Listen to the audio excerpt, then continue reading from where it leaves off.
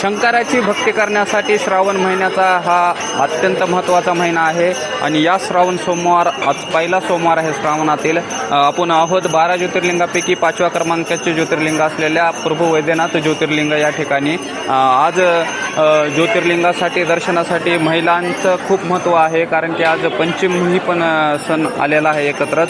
काय सांगाल ताई, दर्शनाला किती वाजता थांबला होतात आणि कसं दर्शन झालं? आम्ही दर्शनाला 4 वाजता थांबलो होतो.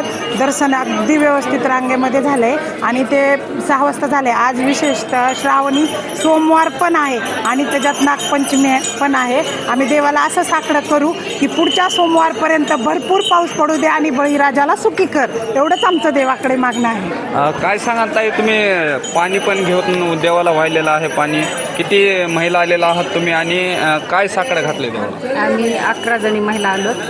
देवाला साकडं घातलं की बाबा पाऊस पडू दे, आमच्याकडे पाऊस खूप कमी आहे, त्यामुळं पाऊस पडाल तर आम्ही सुखी राहाल असं साकडं घातलं.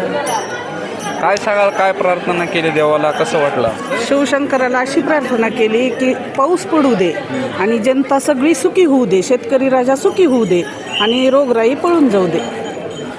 मंदिराला फुलाची आरास करण्यात आलेली आहे, विद्युत रोषणाई करण्यात आलेली आहे. कसं वाटतंय आज बघून एकंदरीत? छान वाटतंय.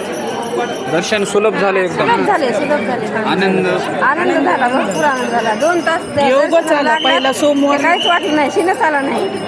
पहिला काय सांगाल ताई, कशा पद्धतीने दर्शन झाले आणि एकंदरीत तुम्हाला किती वेळ लागला?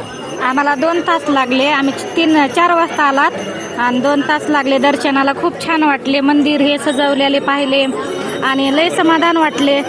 प्रार्थना केली की 1 लोटा जल घालून पाऊस पडू दे म्हणून.